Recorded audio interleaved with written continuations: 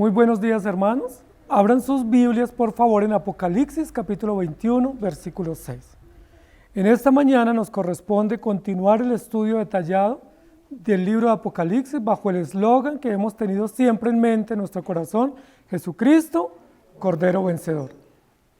Ese es el eslogan que hemos mantenido, esa es la verdad firme sobre la cual nos movemos, y es que Jesucristo es nuestro Señor, nuestro Dios y nuestro Salvador, y no nos podemos mover de ese piso, porque sobre ese piso es que funciona el Evangelio, y sobre esa verdad es que tenemos esperanza y tenemos confianza. Apocalipsis capítulo 21, estamos en la parte final del libro de Apocalipsis, analizando los eventos que vendrán después de, pero que son de esperanza para nosotros en el ahora, en el ya, en el momento inmediato, mientras afrontamos la realidad del peregrinaje por esta tierra. Apocalipsis capítulo 21, versículo 6 dice: y me dijo, hecho está, yo soy el alfa y la omega, el principio y el fin, el que tuviere sed yo le daré gratuitamente de la fuente del agua de la vida. Hoy vamos a meditar en esta mañana sobre una de las promesas que el Señor nos da a través del Evangelio, que es una de las promesas esenciales de confianza y de esperanza, y una promesa que también nos ayuda a nosotros a tener firmeza y a saber que estamos en Cristo y que no hay por qué temer. Es una promesa de provisión, de confianza, donde el Señor nos dice que Él suple o provee para todas nuestras necesidades y que si estamos en Él, todas las cosas están cubiertas. No sé si ustedes han tenido la oportunidad de ir a un lugar donde alguien los invita y les dice: mire, pida lo que quiera y yo lo pongo a mi cuenta. ¿Sí? Lo que usted necesite, lo que usted quiera, pídalo con toda tranquilidad que yo lo pago. ¿Sí han tenido esa oportunidad? Si han tenido esa oportunidad, saben lo hermoso que es y lo tranquilo y lo cómodo que uno se siente cuando alguien le dice: lo que sea, yo lo pago.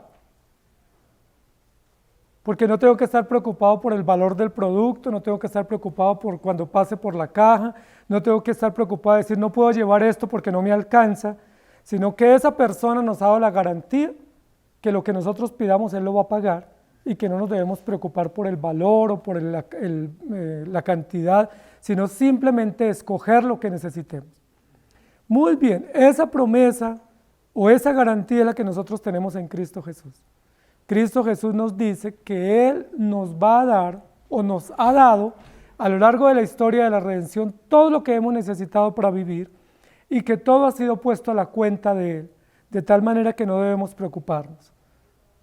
Que todo lo que nosotros necesitemos, sea pequeño o mucho, sea impagable o no, Él ya lo cubrió.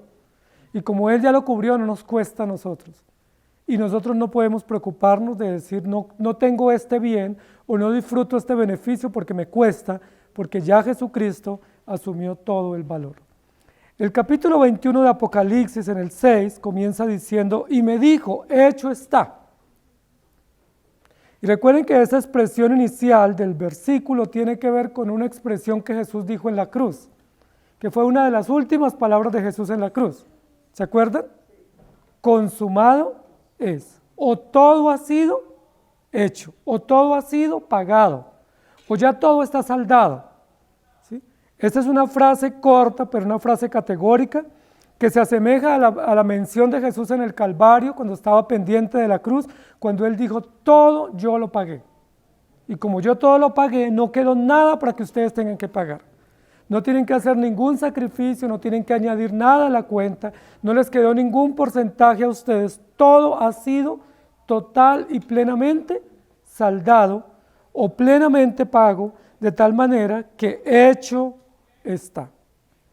El capítulo 21, versículo 6, es un paralelo con el capítulo 1, versículo 12 de Apocalipsis, que me gustaría que ustedes me acompañaran allí. Capítulo 1, versículo 11, dice: yo soy el alfa y la omega, el primero y el último. Escribe en un libro lo que ves y envíalo a las 7 iglesias que están en Asia: Éfeso, Esmirna, Pérgamo, Tiatira, Sardis, Filadelfia y la Odisea. Y quisiera que, a manera de introducción, nosotros miráramos que hay un paralelo entre esos dos pasajes. Entre el pasaje del capítulo 1, versículo 11, y el pasaje del capítulo 21, versículo 6. El capítulo 1 es el primer capítulo del libro. Estamos en la introducción, estamos en el prólogo del libro. Y en ese prólogo Dios le dice a Juan, yo soy el alfa y el omega, el primero y el último, escribe. Ahora estamos en el capítulo 21. El capítulo 21 es el epílogo del libro, o la conclusión del libro, o el final del libro. Y en ese final del libro el Señor le dice a Juan, escribe, yo soy el alfa y el omega, el principio y el fin. ¿Sí me hago entender lo que estamos haciendo? Que tanto al comienzo del libro como al final del libro se le repite a Juan lo mismo. Lo mismo con relación a Cristo. Es decir, que Él es el primero y el último, el alfa y la omega. Pero lo mismo con relación al deber. ¿Cuál es el deber de Juan en el capítulo 1, versículo 11? Escribe. ¿Y cuál es el deber en el capítulo 21? Escribe. ¿Sí me hago entender? Entonces lo que pudiéramos decir es que en todo el libro de Apocalipsis, o en toda la historia de la redención, o en toda la vida de la iglesia, Dios siempre se presenta de la misma manera. Y se va a presentar en este libro como el todo, como la totalidad, como la plenitud. Pero en todo el libro y en toda la historia bíblica y de la historia nuestra, también tenemos el mismo deber. Y en este sentido el deber es escribir y recordar las palabras que Él nos ha dejado. También es interesante que tanto en el capítulo 1 como en el capítulo 21, 6, el Señor se presenta con una mención que es típica en los escritos de Juan. Y es yo soy. No hay otro escritor en el Nuevo Testamento, no hay otro escritor en la Biblia de los 66 libros que use tanto o tan seguido o tan frecuente la mención para referirse a Cristo, yo soy. De hecho, Juan el evangelista o Juan el apóstol es considerado como el escritor de los yo soy. Fue Juan el que registró en el Evangelio de Juan 7 menciones extraordinarias a Jesucristo con la expresión yo soy. Yo soy el camino, yo soy la verdad, yo soy la vida, yo soy la resurrección, yo soy el pan de vida, yo soy el agua viva, ¿se acuerdan? Yo soy el que soy. Menciones extraordinarias que nos recuerdan una y otra vez quién es nuestro Dios y por qué podemos creer en Él, porque Él es confiable, porque Él es seguro. Esa expresión que Juan usó en el Evangelio, yo soy, en muchas oportunidades, y que está repitiendo en Apocalipsis en varias oportunidades, no la tomó Juan de sí mismo. Juan no acuñó esta mención de su propia autoría. Él no es el autor de esa mención para Jesús. ¿Recuerdan que esa fue la mención que registró Moisés? Cuando Dios le dice a Moisés, ve al faraón y dile al faraón que deje ir a mi pueblo al desierto para que me rinda culto y que llegue a la tierra prometida. ¿Se acuerda que Moisés se angustió mucho y le dijo, Señor, yo no puedo ir? Primero no sé hablar. Y Dios le dijo, tienes que ir porque yo soy el que te voy a ayudar a hablar y te voy a poner a Aarón. Y luego Moisés le dice, y cuando yo llegue allá, ¿qué voy a decir? ¿Quién me mandó? ¿Y recuerdan qué le dijo el Señor? Cuando tú vayas al faraón, que es un grande, un emperador, un hombre muy importante en la historia de ese momento en el universo, tú le vas a decir que te envió el yo soy. Y esa mención Juan no la toma de Moisés, ni Moisés fue el autor, sino que Moisés la recibió directamente de Dios. Es decir, Dios mismo se autonominó como el yo soy. Dios mismo se atribuyó a sí mismo ese título o ese nombre diciendo yo soy el que soy. Es decir, yo soy el que existo. Yo soy el que hago todas las cosas y yo soy el de siempre o el mismo o el que no cambio. Esa expresión que Dios le da a Moisés tipificó el nombre de Dios en el Antiguo Testamento. Tanto así que el pueblo hebreo en el Antiguo Testamento llamaba a Dios el yo soy o el gran yo soy. Y ese es un título legítimo para nuestro Señor. Es un título legítimo para nosotros referirnos a nuestro Salvador. Y es uno de los títulos preferidos de Juan para referirse a Jesús. Recuerden que en Apocalipsis se habla mucho de Rabí. Recuerden que en Marcos se habla mucho del siervo. En Lucas se habla mucho del Hijo del Hombre. Pero Juan prefiere usar el yo soy. que es un título que hace honor a los escritos de Juan, pero también a la naturaleza perfecta y preciosa de Jesucristo. Éxodo capítulo 3, versículo 14 dice: y respondió Dios a Moisés: yo soy el que soy. Y dijo: así dirás a los hijos de Israel: yo soy, me envió a vosotros. Pudiéramos decir, si alguien nos preguntara: ¿y tú qué crees? ¿O en quién crees? Pudiéramos decir: yo creo en el gran yo soy. Yo creo en el gran yo soy, o en el que existe por sí mismo, o en el que tiene existencia propia. Y en Juan capítulo 8, versículos 56 y 59, dice: Abraham vuestro padre se gozó de que había de ver mi día, y lo vio y se gozó. Entonces le dijeron los judíos: ¿aún no tienes 50 años y has visto a Abraham? Jesús les dijo: de cierto os digo, antes que Abraham fuese, yo soy. Tomaron entonces piedras para arrojárselas, pero Jesús se escondió y salió del templo, y atravesando por en medio de ellos, se fue. ¿Qué dijo Jesús en el primer siglo cuando estaba en Jerusalén? Antes que Abraham, que había vivido 2500 años antes de Jesús, antes que Abraham existiese, yo soy. Es el eterno presente. Y yo soy, que es Cristo, eterno y luego encarnado y resucitado y victorioso, es el que nos va a decir que Él paga todo porque Él lo puso a su cuenta. Por eso el título de nuestra enseñanza es: yo soy el que pago, o yo soy el que cubro toda tu deuda, o yo soy el que pagué todas tus deudas y cubro todas tus necesidades. ¿No es esto maravilloso? Y aquí nos pone a nosotros como creyentes en la perspectiva de un niño, porque un niño generalmente no tiene dinero ni gana dinero, pero él no está preocupado por sus necesidades, porque él sabe que sus padres le cubren todas sus necesidades. Él sabe que todo lo que él necesite, su alimento, su salud, su educación, su ropa, o cualquier otro tipo de bienestar que él necesite, él no tiene por qué decir: yo no tengo dinero para comprar esto, o quisiera esto, o tengo un antojo, porque el niño sencillamente pide y alguien ya ha cubierto todas sus necesidades o sus anhelos o sus cosas básicas. ¿Quiénes son? Sus padres. Pero en el caso nuestro como cristianos, tenemos la garantía de que el Señor Jesucristo ya pagó todo lo que nosotros pudiésemos necesitar, tanto aquí como en la eternidad. ¿No les parece eso maravilloso? Jesús nos está diciendo en ese versículo: yo soy el que pago, o yo lo puse todo a mi cuenta, o todo lo que tú pidas ya está pagado, no tienes por qué preocuparte.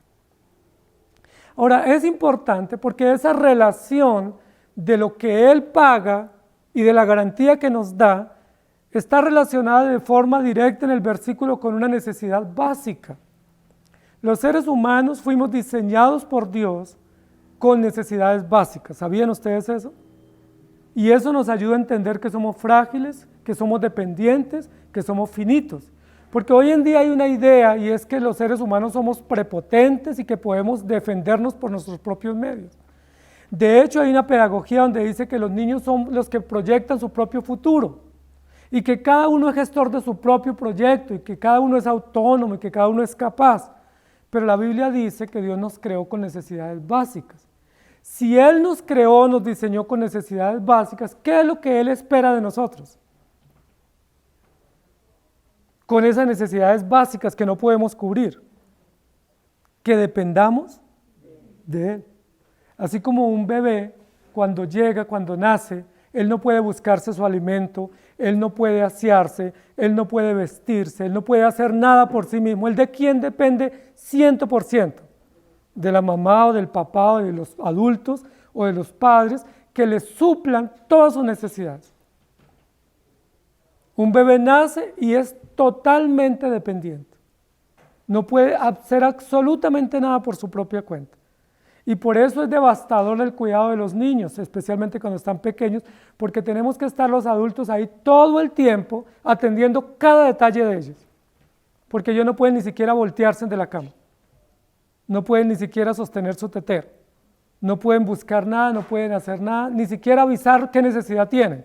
Tenemos que identificar qué es lo que necesitan. Lloran y no sabemos qué les pasa. Simplemente tenemos que buscar qué es o explorar qué es lo que necesitan. Cuando vemos que Dios nos creó con necesidades básicas, lo que tenemos que entender es que todas esas necesidades básicas son cubiertas por Dios y que necesitamos depender totalmente de Él. Y eso de entrada rompe esa idea del mundo que nosotros somos autónomos y que podemos valernos por nuestros propios medios. Porque Dios nos diseñó para que dependamos de Él. ¿Qué necesidades básicas tenemos? Alimento. Esa es una necesidad básica. Si no comemos, nos morimos. Pero hay necesidades aún más básicas que tenemos, ¿sí? Por ejemplo, la necesidad de beber o de tomar agua o tomar líquido. Aún pudiéramos durar más días sin comer y no morir, pero en menos tiempo sin ingerir agua o líquidos, nosotros morimos. Pero tenemos aún una necesidad más básica, que es el oxígeno. ¿Sí? Solo con algunos minutos sin recibir oxígeno, morimos. Y el oxígeno no lo producimos nosotros, no lo podemos tener, tenemos que recibirlo del que Dios nos da a través de la creación.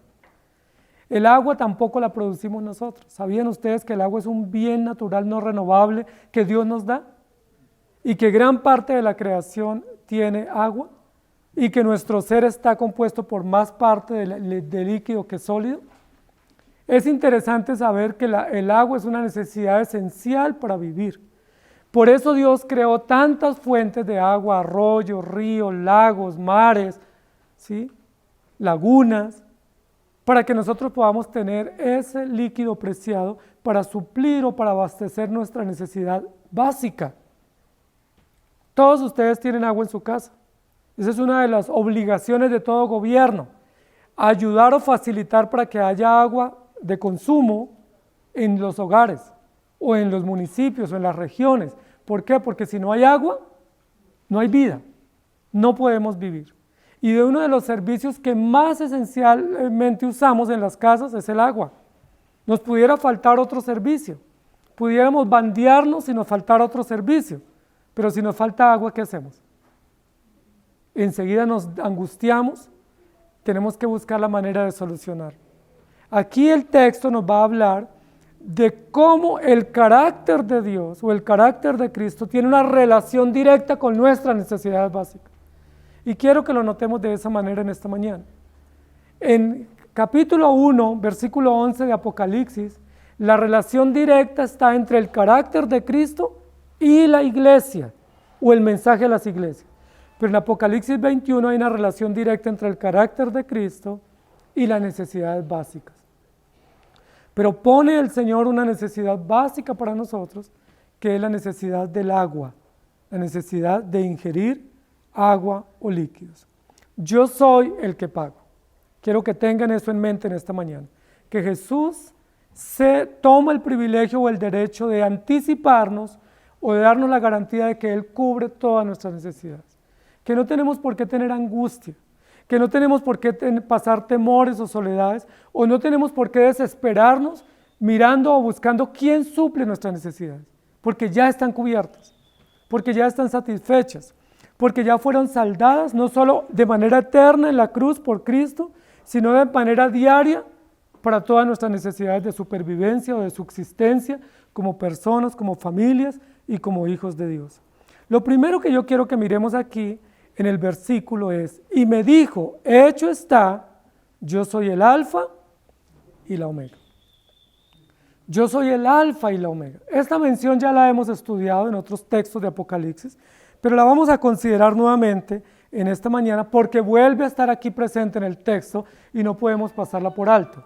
Si el Señor no la pone acá, no la repite acá, es porque es importante. Yo soy el alfa y la omega. Pensemos por un momento en esto. ¿Qué es lo que quiso decir Jesús con esta expresión? ¿Qué fue lo que Jesús dijo al usar este título o al usar esta mención que no era común en ese primer siglo? Y Jesús dice, yo soy eso, o yo soy esa mención, o esa mención me pertenece a mí. Cuando Jesús dijo, yo soy el alfa y la omega, recuerden que alfa y omega son la primera y la última letra del alfabeto griego. Es como si nosotros dijéramos de la A a la Z, ¿sí? O desde la primera letra hasta la última letra, ¿sí? Eso fue lo que Jesús quiso decir. Jesús toma una mención que tiene que ver con la literatura, o con el abecedario, o con las letras del idioma dominante de la época, que era el idioma griego. Jesús no nació hablando griego. Jesús nace en una sociedad que hablaba arameo y hebreo. Sin embargo, como estaban influenciados y gobernados por el imperio griego, pues el idioma comercial era el griego. Tenían que hablar griego no porque fuera el idioma vernáculo, ni el idioma de ellos, sino porque era el idioma comercial. Porque si ellos salían de Israel o de Palestina, necesariamente tenían que hablar griego. Entonces, en ese momento, en la época de Jesús, todos los palestinenses o todos los judíos del primer siglo, mínimo hablaban 3 idiomas. Tenían que hablar hebreo, porque era el idioma de ellos, pero ya estaba bastante en desuso. El idioma de las relaciones en Palestina era el arameo, porque estaban influenciados por el imperio helénico, por la cultura helénica. Pero ¿cuál era el idioma comercial? El griego. Era el idioma de los negocios, era el idioma de la expansión internacional. Entonces ellos tenían que saber mínimo 3 idiomas. ¿Por qué Juan, en esta mención que hace en Apocalipsis, relaciona a Jesús con una mención en griego? Eso es importante. Yo soy el alfa y la omega. Es decir, yo soy la primera letra y la última letra del alfabeto griego, no del alefato hebreo. No usó las palabras, no usó las letras del abecedario en español, sino del alfabeto griego. Yo soy el alfa y el omega. ¿Qué quiso decir Jesús con esto? Esto no lo dijo Juan. Juan lo registró, pero fue Jesús el que lo dijo. Yo soy el alfa y el omega. Recordemos que Jesús está dándole este mensaje a Juan para que sea publicado al pensamiento o al mundo griego. Y recordemos que Juan estaba en territorio griego, estaba en Asia Menor, en la isla de Patmos, no estaba en Palestina. Entonces, como está en territorio griego, las iglesias a las cuales se les va a escribir en qué territorio estaban. En Asia Menor, territorio griego o idioma griego. ¿Y para quién se iba a hablar de esta carta, de este documento? Para el pueblo griego, por el cual estaba dominado el mundo conocido en ese momento, incluido todo el Mediterráneo. Entonces, por eso Jesús usa esta mención. Pero también Jesús lo que les quiere decir es, yo soy el todo de la comunicación. Es decir, si se quiere registrar algo sobre mí, no puede ser algo pequeño o algo insignificante o algo pasajero. Si se va a decir algo de mí, tiene que ser la totalidad. Si ustedes quieren saber algo sobre mí, no se conformen con algo, confórmense con el saber todo. Si ustedes quieren usar un idioma para hablar de mí, ese idioma tiene que usarse en totalidad, porque todas las letras o todo lo que se comunique o todo lo que se escriba tiene que abarcar lo que yo soy. ¿Sí me hago entender? Es decir, no pudiéramos hablar a media lengua sobre Jesús o usando pocas palabras o palabras recortadas. Para hablar sobre Jesús necesitamos todo el idioma. Para hablar sobre Jesús necesitamos todo el abecedario. Para hablar sobre Jesús se necesitan todas las consonantes y todas las vocales. ¿Sí me hago entender? Es decir, Jesús no es una mención periférica en el lenguaje o una mención periférica en la gramática. No podemos conformarnos con algunos jeroglíficos o algunas menciones tangenciales sobre Jesús. Si vamos a hablar sobre Jesús, si vamos a usar la palabra sobre Él, tiene que ser todo el idioma. De lo contrario, no hacemos honor a lo que Él es, porque Él es el alfa y la omega.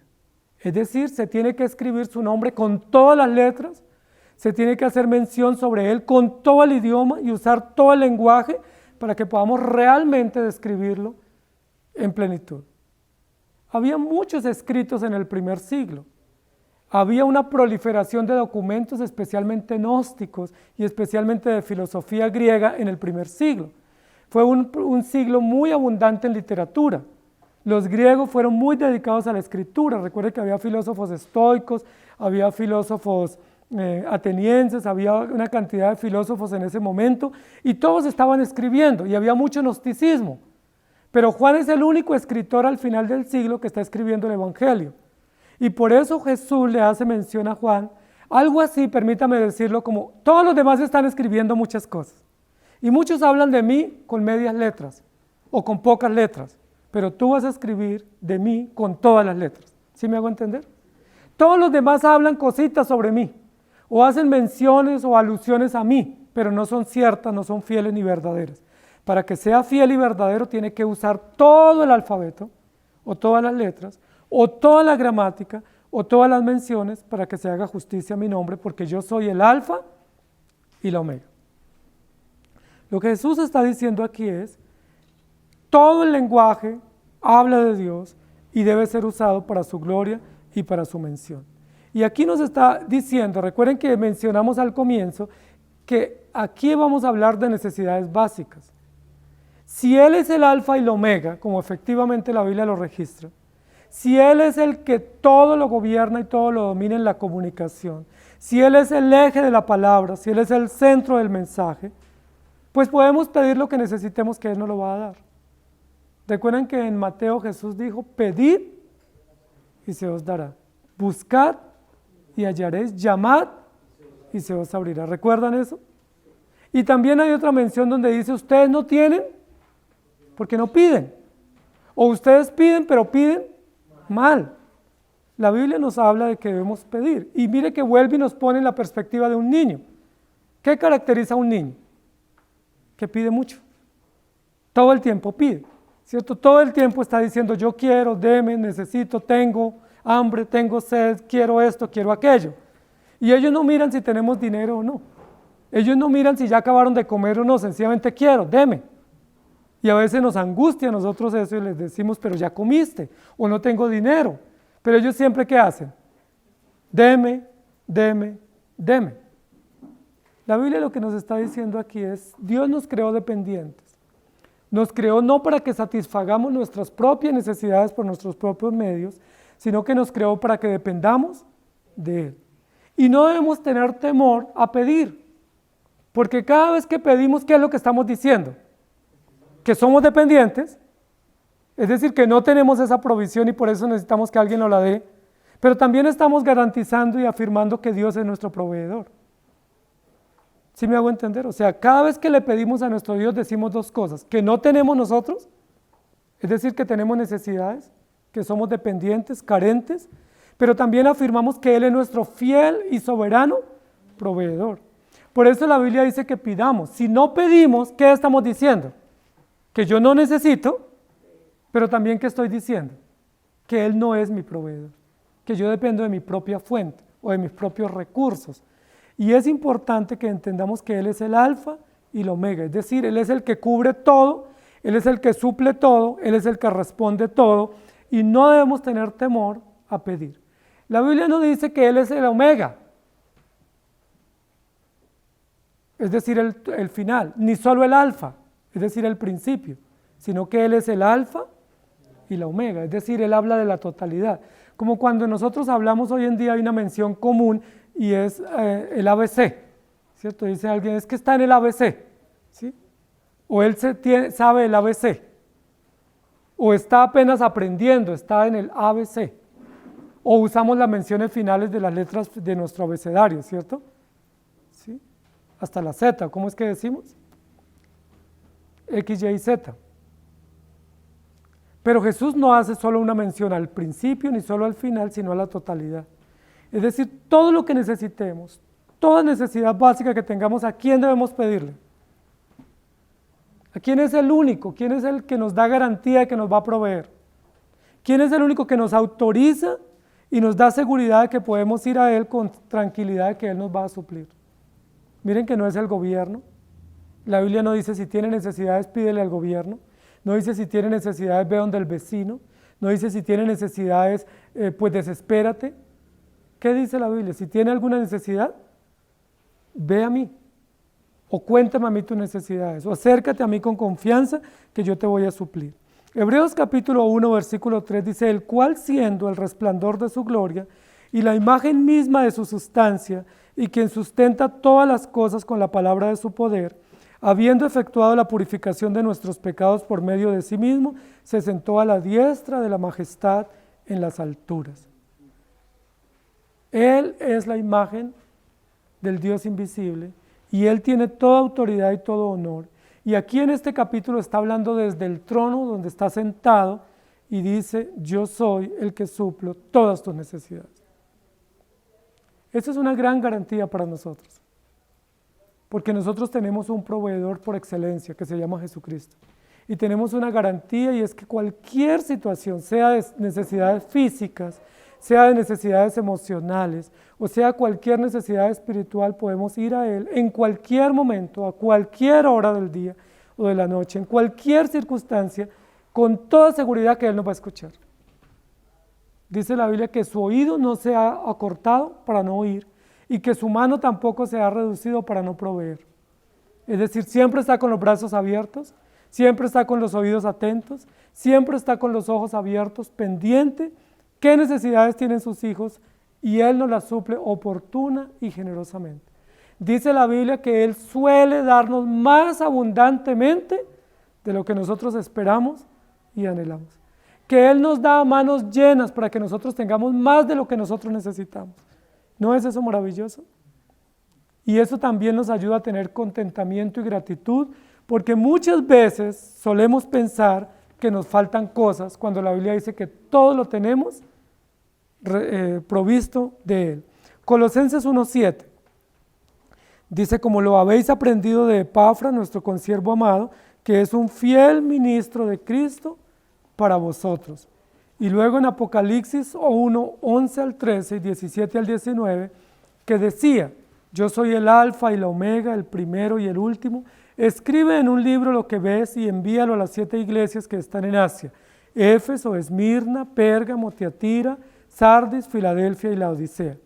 Y me volví para ver la voz que hablaba conmigo, y vuelto vi 7 candeleros de oro, y en medio de los 7 candeleros a uno semejante al Hijo del Hombre, vestido de una ropa que llegaba hasta los pies, y ceñido por el pecho con un cinto de oro. Cuando le vi, caí como muerto a sus pies, y Él puso su diestra sobre mí, diciéndome, no temas, yo soy el primero y el último, y el que vivo y estuve muerto, mas he aquí que vivo por los siglos de los siglos, amén, y tengo las llaves de la muerte y el Hades.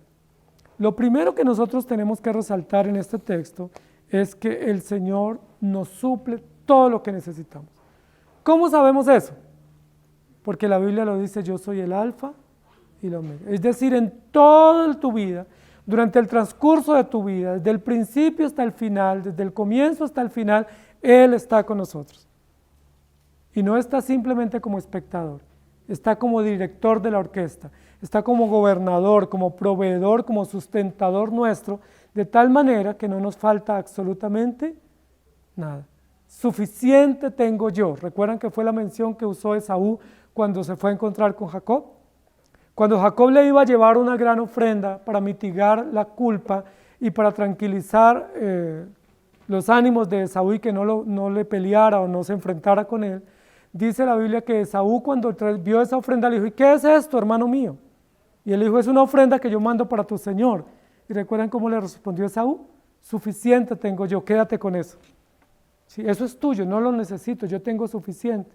Y así debiéramos decir los creyentes siempre que nos pregunta alguien, ¿cómo estás? Bien, ¿por qué? Porque Dios es mi proveedor, tenemos lo necesario para vivir, lo básico, lo suficiente, porque todo lo que necesitamos, Él nos lo da, porque Él es el alfa y la omega, y Él puso todo a su cuenta, de tal manera que no dejó ninguna necesidad por cubrir, sino que ya todo está plenamente satisfecho. Yo soy el alfa y la omega. La segunda mención que usa acá el texto, que es una mención de referencia del capítulo 1, versículo 11, es el principio y el fin. Alfa y omega, principio y fin, parecen sinónimos, pero no lo son. Son dos títulos o dos menciones o dos nominaciones distintas para Jesucristo. La una hace referencia a que todo el lenguaje, toda la comunicación, todo lo que se escribe tiene que girar en torno a Él y que Él domina la gramática y domina el lenguaje y domina la comunicación. Pero esta otra mención, el principio y el fin, hace mención a la eternidad de Cristo y hace alusión a que Jesucristo es el todo en todo. Es decir, no solo tenemos que hablar y escribir de Él, no solo tenemos que usar el lenguaje para registrar cosas sobre Él, tenemos que confiar en Él. Una cosa es hablar de Él, escribir de Él, como Juan tiene el encargo de hacerlo en el versículo anterior, y otra cosa diferente es confiar en Él. Yo puedo saber que Dios es mi proveedor. ¿Ustedes lo saben? Todos sabemos eso. ¿Por qué? Porque lo hemos leído. Porque hay versículos que lo afirman. Porque hay verdades que lo ratifican. Eso es una cosa, creer que Dios es nuestro proveedor. Pero otra cosa distinta es confiar que Él es nuestro proveedor. Yo puedo saber académicamente, yo puedo saber nominalmente que Dios es todo para mí. Pero eso es una cosa. Lo otro es confiar plenamente en Él. ¿Cómo hacemos para confiar en Dios? ¿Qué usa Dios para que confiemos en Él? ¿Qué provisiones nos da Dios para enseñarnos a confiar? Y yo les voy a poner el siguiente ejemplo. Juan el apóstol, que está escribiendo aquí esta carta, él sabía que Jesús es su proveedor. ¿Cómo lo supo? Porque Juan estuvo con Jesús, vio la alimentación de los 5,000, vio cómo Jesús les proveyó y los sustentó durante 3 años y medio. Él sabía de primera mano y tenía evidencia testimonial de que Jesús es su proveedor. La pregunta es, ¿Juan confiaba realmente que Jesús era su proveedor? ¿O tuvo que Dios pasarlo por diversas pruebas? ¿Dónde Juan aprendió a confiar que Jesús era su proveedor? ¿Dónde supo realmente que no debía tener angustia ni preocupación por sus necesidades? Cuando estuvo exiliado, cuando estuvo en prueba, cuando estuvo en prisiones, cuando estuvo privado de la libertad o estuvo allá en ese lugar en riesgo de muerte en la isla de Patmos. Anciano, solo, necesitado, abandonado y pasando grandes carencias. Es en esas circunstancias, es en las pruebas, es en las adversidades donde no creemos, sino que aprendemos a confiar. ¿Sí me hago entender? Una cosa es creer, otra cosa es confiar. Cuando Dios nos quiere llevar a otro nivel, es decir, nos lleva a confiar, ¿por qué nos pasa? Por el valle de sombra de muerte, o por pruebas, o por adversidades, o por situaciones que nosotros esperábamos nunca pasar. Dolor, muerte, enfermedades, carencias, adversidades, persecuciones, muchas situaciones difíciles, pero en esas situaciones hay lecciones elementales que aprender, y una de esas lecciones o esos propósitos básicos de estas circunstancias es que nosotros confiemos en Él. Les voy a poner otro ejemplo, el ejemplo de Job. ¿Se acuerda el capítulo 1 de Job? ¿Qué dice Dios de Job cuando introduce el libro? Job es un varón justo, temeroso de Dios, recto y apartado del mal. Esas son las credenciales que Dios da de Job. ¿Cómo les parece ese varón? Extraordinario, ¿cierto? Un varón justo, recto, temeroso de Dios y apartado del mal. Pero en todo el desarrollo del libro, ¿sí? Que es toda una tragedia que vive Job, la persecución de sus amigos, de su familia, todas las censuras que recibe, la humillación pública, el abandono en el cual tiene que vivir durante esos meses, Dios está haciendo un propósito con Job, está cumpliendo una tarea, lo está santificando, lo está limpiando, lo está ayudando, lo está engrandeciendo. ¿Y se acuerdan qué dice Job en el capítulo 42, que es el último capítulo del libro? Ustedes pueden ir allá a Job capítulo 42. Y en el capítulo final, Job dice, he aquí que yo de oídas te había oído. Es decir, yo sabía de ti. Yo sí sabía que tú eras bueno y que eras poderoso y sabía que tú eres el proveedor y yo sabía que tú eres rey, Señor. Yo sabía todo de ti. Pero ¿qué no sabía Job? No sabía confiar en Dios. Y en el capítulo final, Job reconoce eso. Dice, yo ahora me convierto en ceniza y en silicio y me arrepiento porque yo sabía de ti, mas no confiaba en ti. Yo creí en ti, tenía teoría sobre ti, tenía un marco teórico bueno sobre ti, sobre tu carácter, tus obras, tus hechos, tus acciones, pero yo no sabía descansar en ti, o no sabía esperar en ti, o no sabía realmente confiar en ti. Entonces, cuando uno llega al capítulo 42 de Job, uno entiende por qué Dios permitió esa prueba para Job. ¿Qué quería Dios obrar en la vida de Job? Confianza. ¿Qué era lo que Dios quería enseñarle a Job con esa prueba? que aprendiera a confiar, a esperar, a deleitarse, a descansar en el Señor y a saber que Dios realmente no es solo teoría, sino que Él es verbo, que Él es acción, que Él no solo dice, sino que Él cumple, que Él no solo es, sino que está con nosotros. Y Juan lo puede ratificar también aquí en esta carta. Por eso él toma las dos menciones, no solo la parte de la teoría, el alfa y el omega, sino la parte de los hechos prácticos, el primero y el último. Cuando Juan dice, tú eres el alfa y el omega, es decir, tú eres teoría, tú eres carácter, tú eres razón, pero tú eres el primero y el último, es decir, tú eres hecho o tú eres evidencia, lo que nos está diciendo es, tenemos pruebas suficientes para confiar en el Señor. Es probable que en estas circunstancias que estamos viviendo, muchos estén aprendiendo o estemos aprendiendo a confiar más en el Señor, que en otra época no hubiéramos logrado. Teníamos teorías buenas sobre Dios, teníamos buen dogma, buenos principios, teníamos un entendimiento claro de quién es Dios, cómo obra, pero no lo habíamos experimentado en nuestra vida. Y Dios nos está pasando por una circunstancia que pone a prueba nuestra confianza en Él, nuestro contentamiento, nuestra esperanza, nuestra economía, nuestra salud, nuestro futuro en sus manos de manera práctica, ya no en teoría. Y eso es importante. ¿Qué es lo que el Señor está diciendo? Yo pagué todo para que tú creas en mí, pero yo ya pagué todo para que tú confíes en mí. ¿Sí notan que es distinto creer a confiar? Una cosa es creer que Dios es proveedor y otra cosa es creer que Él es mi proveedor y tener la plena seguridad que Dios nos va a sustentar. Y yo sé que ustedes lo han visto en este tiempo. ¿Sí? De una u otra manera, de diferentes fuentes, Dios nos ha provisto, aún de personas inesperadas, aún de personas que no conocíamos, aún en circunstancias que nunca esperábamos tener ese apoyo o esa ayuda, pero Dios nos ha provisto. ¿Y qué decimos allí cuando vemos ese resultado, esa provisión? Dios es nuestro proveedor, no solo en teoría, sino que ya lo podemos experimentar en nuestro sustento y Él ha suplido para que estemos tranquilos. Isaías 44, versículo 6 dice, así dice Jehová, Rey de Israel y su Redentor, Jehová de los ejércitos, yo soy el primero y yo soy el postrero, y fuera de mí no hay Dios. ¿En quién más podemos confiar? ¿Hay otra opción para confiar? ¿Hay una mejor opción para esperar? ¿Hay una opción parecida con la cual pudiera competir nuestro Dios? El Señor le dice al pueblo de Israel a través del profeta Isaías, yo soy el primero y el último, yo soy el postrero y fuera de mí no hay otro. Algo así como no busque más. ¿Sí? No se le ocurra poner la mirada en alguien más porque no hay otro más digno de confianza y digno de garantía. Y en Apocalipsis capítulo 22, versículo 12 y 13 dice, he aquí yo vengo pronto y mi galardón conmigo para recompensar a cada uno según su obra. Yo soy el alfa y el omega, el principio y el fin, el primero y el último.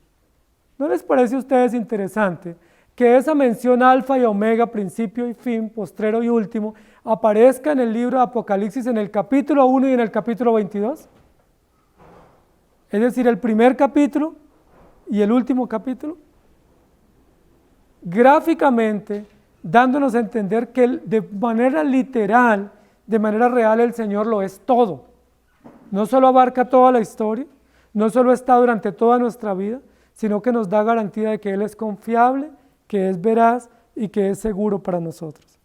Colosenses capítulo 1, versículo 15 al 20 dice, Él es la imagen del Dios invisible, el primogénito de toda creación, porque en Él fueron creadas todas las cosas, las que hay en los cielos y las que hay en la tierra, visibles e invisibles, sean tronos, sean dominios, sean principados, sean potestades, todo fue creado por medio de Él y para Él. Y Él es antes de todas las cosas y todas las cosas en Él subsisten. Y Él es la cabeza del cuerpo que es la iglesia, el que es el principio, el primogénito entre los muertos, para que en todo tenga la preeminencia, por cuanto agradó al Padre que en Él habitase toda la plenitud y por medio de Él reconciliar consigo todas las cosas, así las que están en la tierra como las que están en los cielos, haciendo la paz mediante la sangre de su cruz. Colosenses toma una cantidad de menciones o adjetivos o sinónimos para referirse a Cristo. Con relación a este tema que estamos diciendo, dice Él es el primero, es primogénito, Él es el todo, Él es antes que todo existe en Él, por Él y para Él. Es decir, lo que está diciendo es no tengan duda. Cada vez que ratifica tanto sinónimo o tanto adjetivo para describir a Jesucristo, lo que nos está diciendo es no dude en absoluto de que Dios es tu Señor, tu proveedor, y no dudes en confiar en Él.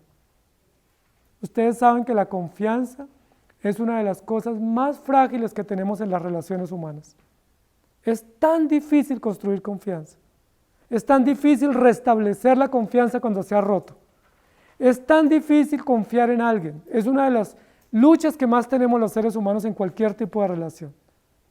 Nosotros a veces podemos relacionarnos con alguien con tranquilidad, con apertura, con tranquilidad, pero ¿qué nos cuesta a nosotros en las relaciones? Confiar. ¿Será que lo que me dijo es cierto? ¿Será que esa persona me va a cumplir? ¿Será que esa persona es honesta conmigo? ¿Será que esa persona es transparente en lo que me está diciendo?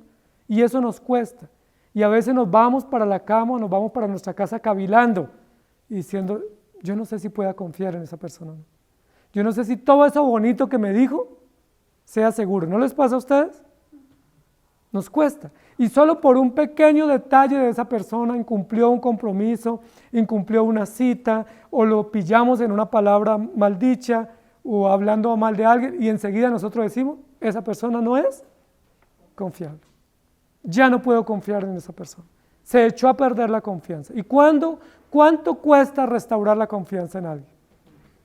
A veces cuesta años y a veces toda la vida. Y a veces no se logra restablecer la confianza.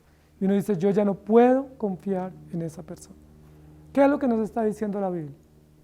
Aunque tú no confíes en ti, aunque no confíes en nadie, hay alguien digno de confianza. Hay alguien en el cual puedes confiar plenamente y se llama Jesucristo. Y esa cantidad, esa abundancia de sinónimos que usa Colosenses, el apóstol Pablo en Colosenses, lo que nos está diciendo es no dude en confiar en el Señor, porque Él nos da toda la garantía para que nosotros estemos tranquilos y seguros en Él. Yo puse todo a mi cuenta, confía en mí. La pregunta es, ¿alguna vez te ha defraudado el Señor? Ustedes pudieran sacar por lo menos una palabra maldicha que Él ha dado, o algo que Él incumplió, así fuera mínimo, algo que te prometió y no te dio, o algo que te dijo y no era así, o pudieron ustedes ya en el tiempo de estudio bíblico pillarlo en alguna mentira, o pillarlo en una imprecisión, algo que no compagina con su ser o con lo que Él ha dicho. La respuesta es no, Él es 100% confiable. Y como le dijo a Juan en el versículo anterior, estas palabras son fieles y verdaderas, o como decimos popularmente, póngale la firma. Si Él lo dijo, así es. ¿Qué garantía tenemos de nuestro Dios? Hermoso. Y continúa el texto diciendo, al que tuviere sed, yo le daré gratuitamente de la fuente del agua de la vida. Y esta es una mención hermosísima de la Escritura. Es una mención muy emotiva, muy rica en emociones, muy rica en efecto, muy rica en impacto visual y auditivo para nosotros.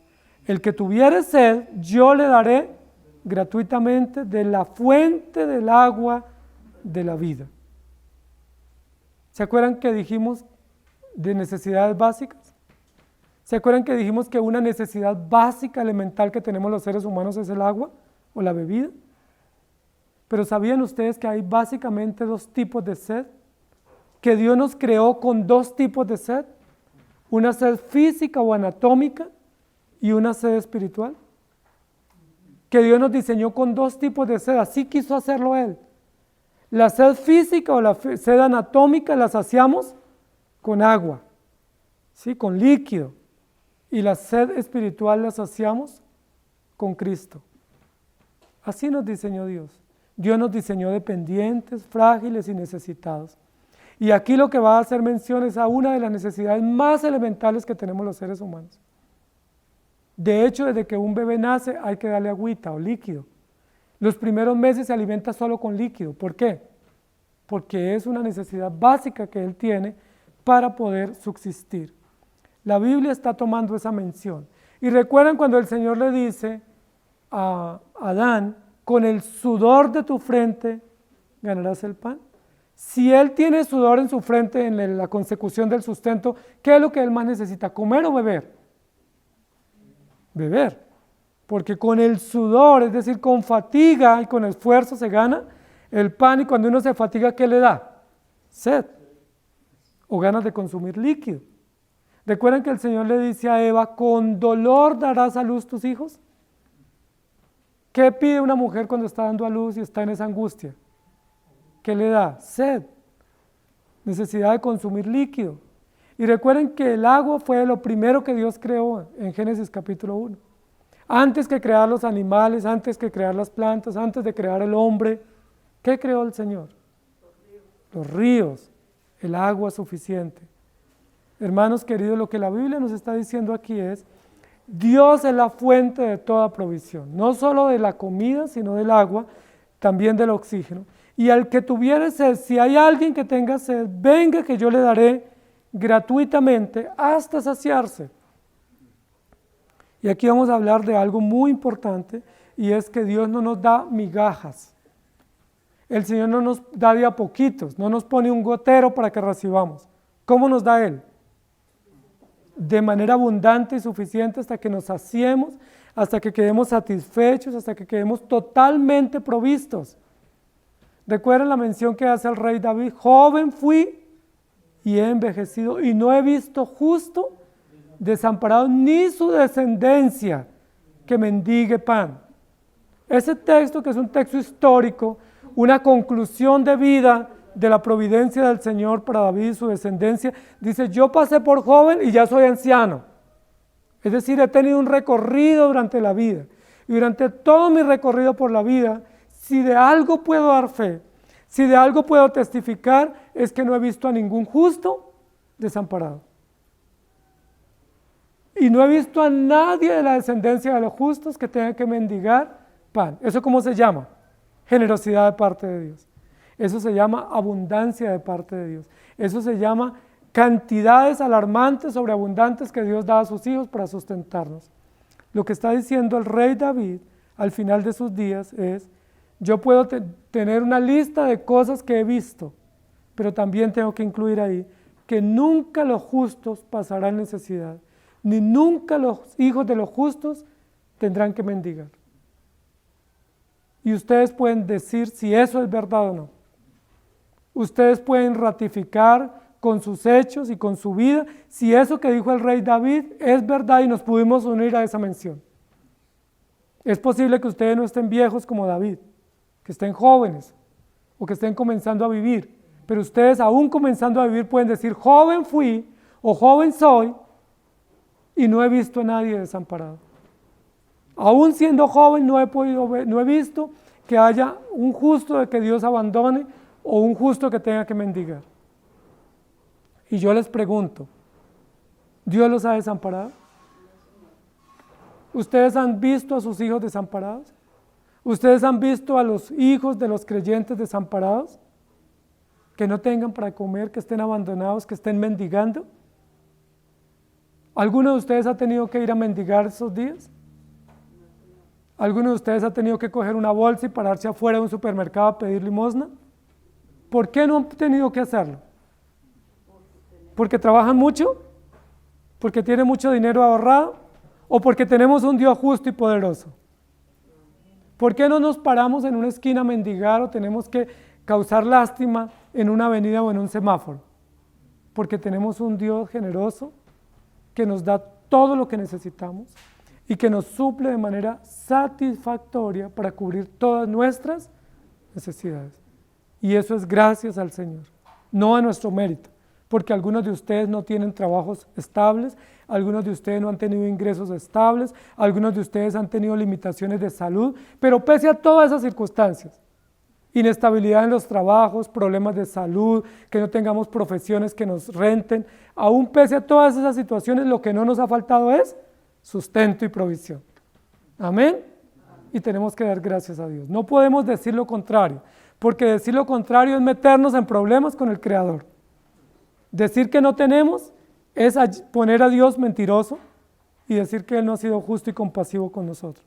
Lo que dice aquí es, si alguien tiene sed, entonces, ¿qué es lo que está diciendo el texto?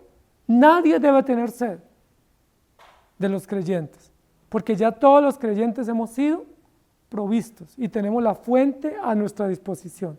Pero si aún así hubiera alguien con sed, si aún así alguien tuviera necesidad de algo, venga a mí o infórmeme a mí o pídame a mí que yo le daré gratuitamente de la fuente del agua de la vida. ¿No es eso maravilloso?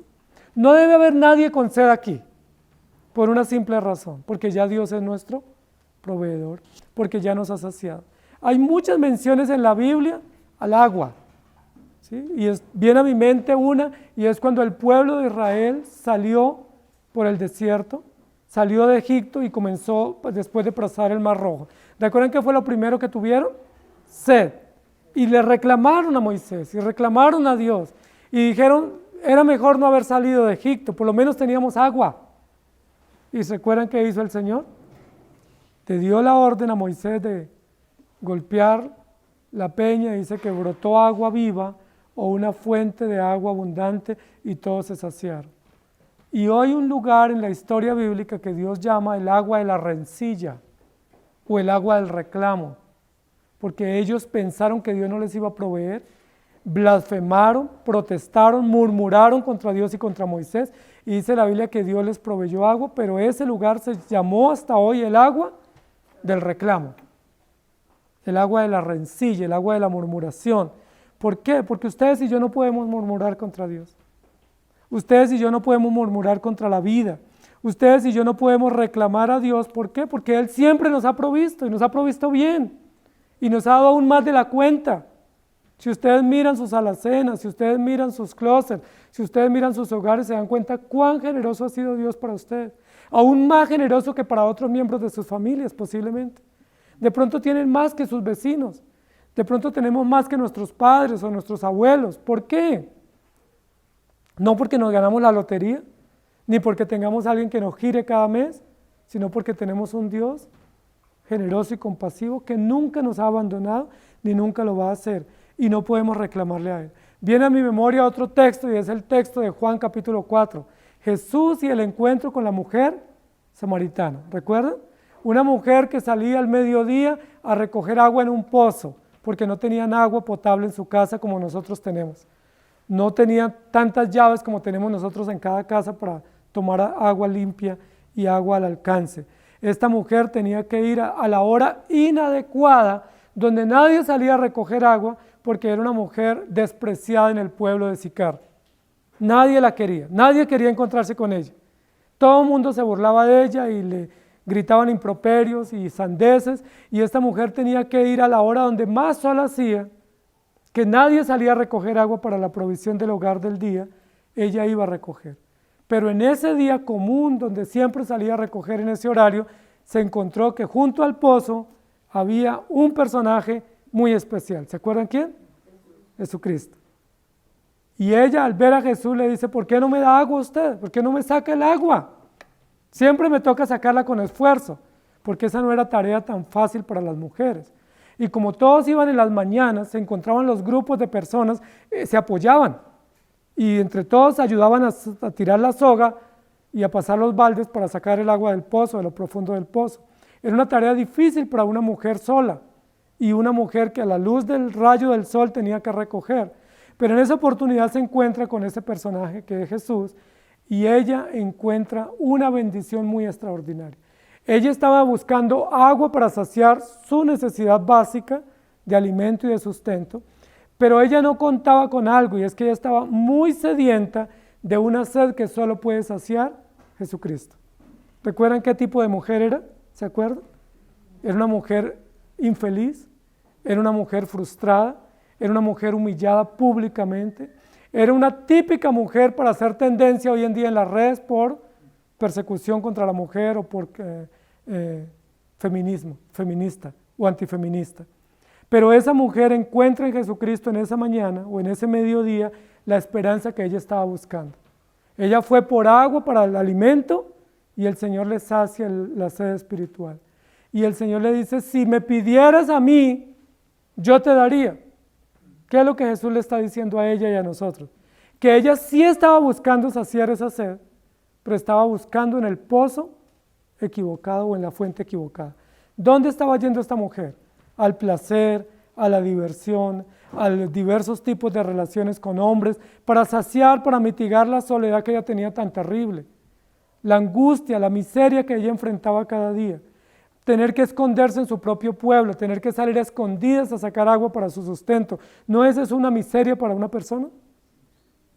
Pero Jesús le dice, si me pidieras a mí, yo te daría agua que salte para vida eterna. Porque el que cree en mí, como dice la Escritura, de su interior correrán ríos de agua viva. No solo tendrá una porción, sino que tendrá una fuente que salte para vida eterna. Y su vida nunca volverá a ser igual, porque el agua no solamente refresca, sino que da vida, aliento, fortaleza y nos mitiga todas nuestras necesidades.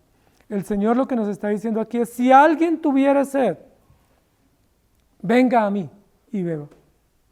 Esa fue la predicación de Isaías en el Antiguo Testamento. Venid todos los sedientos vengan a la fuente, que yo les daré del agua viva. El que tuviere sed, yo le daré. Pero es interesante acá, porque no solo dice yo le daré, o vengan que yo tengo aquí suficiente, acá está la provisión, sino que pone ahí un adjetivo calificativo constante, y es yo le daré gratuitamente. Yo le daré gratuitamente de la fuente del agua de la vida. ¿Qué es lo que está diciendo Jesús aquí en este texto? No solamente que Él es nuestro Dios, no solamente que debemos confiar, sino que Él es la fuente de toda provisión para nuestras necesidades. Y que Él nos da de manera generosa y abundante, y que Él nos da de tal manera que quedemos satisfechos y podamos saciarnos plenamente y todas nuestras necesidades queden resueltas en Él. Él es la fuente de la verdad, Él es la fuente de la justicia, Él es la fuente de la esperanza, Él es la fuente de la compañía, Él es absolutamente todo para nosotros. No necesitamos esa fuente y otra más. Necesitamos solo una fuente, que es la fuente de la provisión que nos da Jesucristo para saciar todas nuestras necesidades. Esta mención final vuelve y nos pone en el tema del texto, y es, no vayamos a ningún otro lado a saciar nuestras necesidades. ¿Se acuerdan dónde estaba yendo la mujer samaritana? Estaba yendo a muchas personas buscando en otras fuentes saciarse, pero no la iba a encontrar. ¿Saben dónde va el mundo o el hombre hoy en día a buscar saciar sus necesidades? ¿Y saben ustedes que una de las cosas que más se vende es alcohol? ¿Por qué? Porque la gente quiere saciar su sed. Sacian su sed física con agua y su sed espiritual con alcohol. Pero el alcohol no sirve para saciar la sed espiritual. La sed espiritual solo se sacia con el agua de vida que sale de Jesucristo, que es una fuente inagotable, una fuente eterna. Zacarías capítulo 13, versículo 1 dice, en aquel tiempo habrá un manantial abierto para la casa de David y para los habitantes de Jerusalén, para la purificación del pecado y de la inmundicia. Habrá un manantial abierto. Qué hermoso, ¿cierto? Agua cristalina, agua limpia, agua transparente. Jeremías capítulo 31, versículo 8 y 9.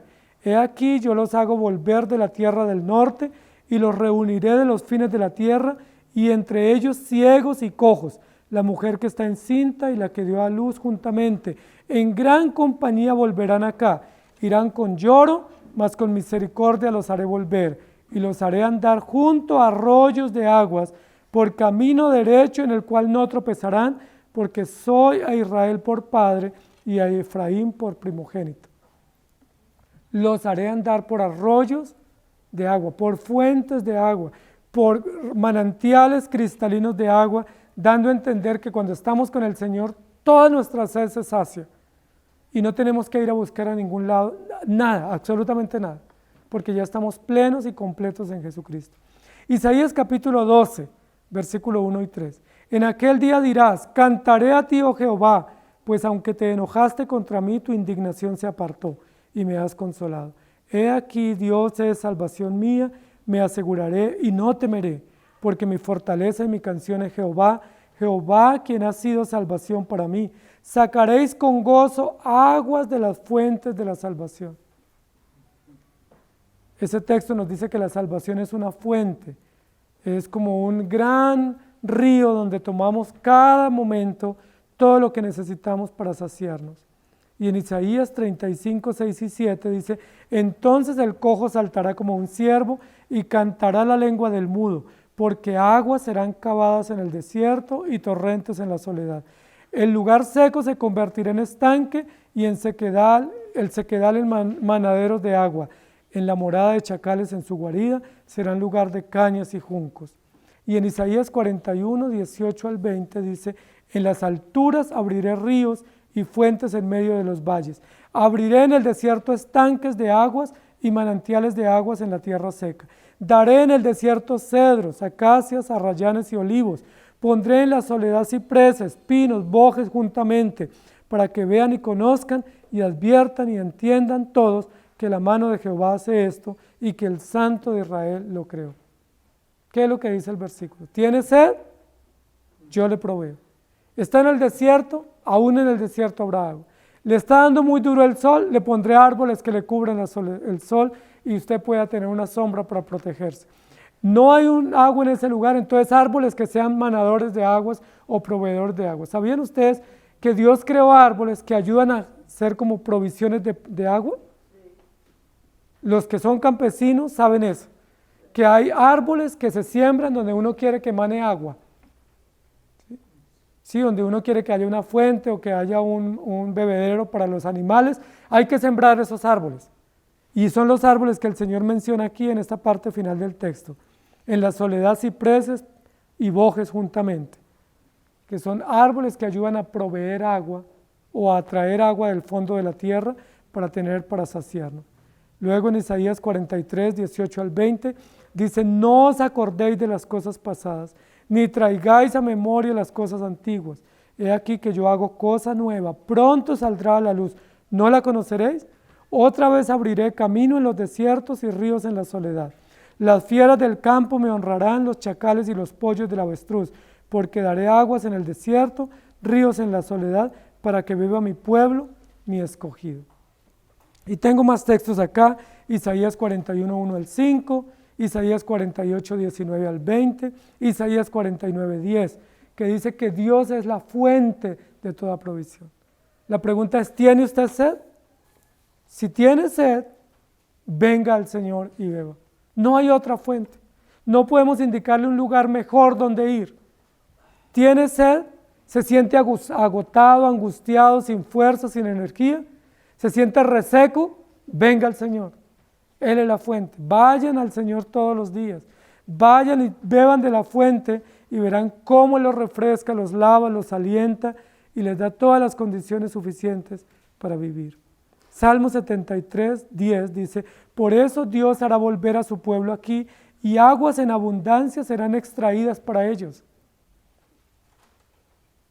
Joel capítulo 2 versículo 23 dice, vosotros también hijos de Sión, alegraos y gozaos en Jehová vuestro Dios, porque os ha dado todo, la primera lluvia a su tiempo y hará descender sobre vosotros lluvia temprana y lluvia tardía como al comienzo.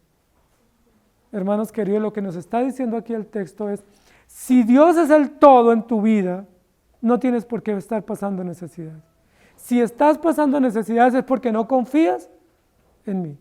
Y si estás confiando en mí, pero confías de a poquitos, pues aprende a confiar totalmente en mí para que te sacies en mí. Dios no da migajas, ¿sabían ustedes eso? Dios nunca da a sus hijos migajas, nunca dice, mira, aquí sobró este pedacito, mira a ver si le sirve. El Señor nunca dice, quédese debajo de la mesa y recoja lo que sobra. El Señor siempre nos dice, siéntate a la mesa porque tengo abundancia para ti. Tengo abundante provisión de sustento económico, de sustento emocional y sustento espiritual para que tú tengas todo lo necesario y de esa manera testifiques de quién soy yo. Sería contradictorio que nosotros dijéramos, tengo un Dios que todo lo puede, pero yo estoy pasando miserablemente. Sería contradictorio decir, yo tengo un Dios generoso, pero yo no tengo que comer. porque la Biblia dice que Él es nuestro proveedor, que Él es nuestro sustento y que podemos estar seguros en Él. Zacarías capítulo 10, versículo 1 dice, pedid a Jehová lluvia en la estación tardía, Jehová hará relámpagos y os dará lluvia abundante y hierba verde en el campo a cada uno. Pedid y se os dará. ¿Tienen alguna necesidad? ¿Tienen alguna carencia? Si la tienen, pídanla a Dios, el cual da abundantemente y sin reproche. La Biblia no dice si tienes carencias, haga protestas públicas. No dice si tiene necesidades, salga a marchar o taponen las vías. La Biblia dice, si tiene necesidad, pídame a mí, que yo les daré en abundancia. Porque yo soy el que pago para que tú tengas todo lo que necesites en abundancia. No estamos hablando de abundancias para malbaratar o abundancias para capitalizar. No estamos hablando de abundancias para nosotros sentirnos que somos más y tenemos más.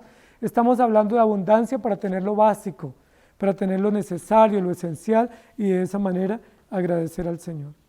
Salmo 68, versículos 5 y 6 dice que Dios es padre de huérfanos y defensor de viudas en su santa morada, que Dios hace habitar en familia a los desamparados y saca a los cautivos a prosperidad, mas los rebeldes habitarán en tierra seca. Y esto que estamos viviendo nos permite ver cómo Dios es defensor de viudas, de huérfanos, de ancianos, de enfermos, de personas limitadas, que Dios es nuestro gran y fiel proveedor. Y Juan capítulo 4, versículo 10, respondió Jesús y le dijo, si conocieras el don de Dios y quién es el que te dice, dame de beber, tú le pedirías y Él te daría agua viva. Hermanos queridos, Dios a través de Jesucristo pagó para que nosotros tengamos suplidas todas nuestras necesidades, no solamente básicas o físicas, sino también todas nuestras necesidades espirituales. No debe faltarnos nada ni físicamente, porque tenemos un proveedor excelente que es Cristo, pero tampoco nos debe faltar nada espiritualmente, porque tenemos al Señor Jesús. Por eso el pueblo cristiano o la iglesia es la gente más provista porque tienen un proveedor. Es la iglesia o la población con mejor salud emocional. ¿Por qué? Porque tenemos quien nos sacia. Y es la persona o el pueblo más provisto a nivel espiritual porque bebemos de la fuente de agua viva.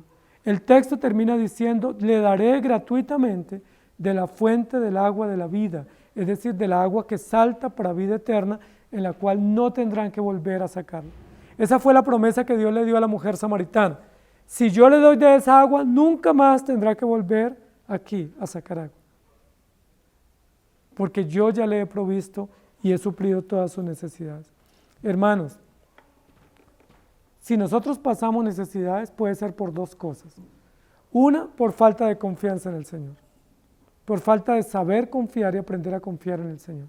Y eso nos hace pasar necesidades y a veces pasar angustias y vergüenzas. Esa puede ser una razón.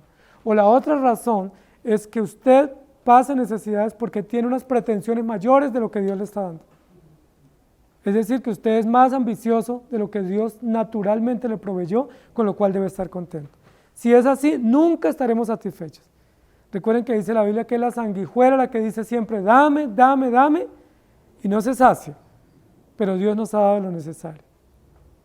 Entonces, que el Señor nos ayude a confiar siempre en el Señor y a saber que tenemos una fuente inagotable que se llama Jesucristo, que no solo nos da lo espiritual, lo emocional, sino también lo físico y que podemos ir a Él. Que en cualquier circunstancia podemos recurrir a Él porque Él nos provee abundantemente. O si no, ¿qué sentido tiene la teoría? Él es el alfa y el omega, el principio y el fin, Él es nuestro proveedor. Hay que creer, hay que confiar y hay que satisfacernos plenamente en Él. Oremos. Amado Señor, te damos gracias por tu palabra, por recordarnos hoy en esta mañana que tú eres nuestro proveedor, por darnos evidencia de que no nos ha faltado, que tú has saciado toda nuestra sed, todas nuestras necesidades, y no la has saciado de a poquito, no nos ha dado un vaso de agua, no nos ha dado cada vez una porción, nos ha dado una fuente de agua que no solamente la tenemos externa, que eres tú, sino que también está internamente.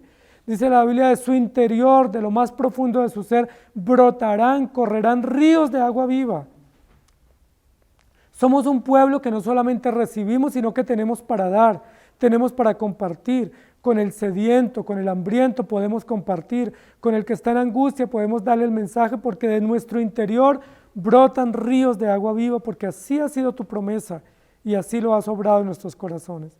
Por eso te damos gracias, porque somos un pueblo muy bendecido, somos un pueblo muy beneficiado por ti, con tanta generosidad de tu parte, que no solamente tenemos para nosotros, sino que tenemos para compartir. Todos los que estamos aquí damos testimonio de que hemos sido provistos abundantemente por ti. Y no solamente nos has dado para nosotros, sino que siempre, a diario, tenemos cómo compartir con otro, con el hambriento, con el necesitado, con otros familiares. No solamente compartimos cosas materiales, sino que también tenemos para compartir la fe y el evangelio que nos has dado. Siempre has puesto en nosotros palabras para compartir, mensaje para compartir, verdades para compartir a otros, y también nos has dado para compartir cosas materiales de provisión para otros. Te damos gracias por tanta generosidad, por tanta bondad que ratifica quién eres y por lo cual somos testigos con evidencia, con pruebas de que tú eres nuestro proveedor, de que tú eres el alfa y el omega, que tú eres el todo, que tú eres el principio y el último, que tú eres el primero y el postrero, y que tú estás en todo y sobre todo y a favor de todos. Gracias te damos a ti, en Cristo Jesús. Amén. Que el Señor les bendiga, querida iglesia.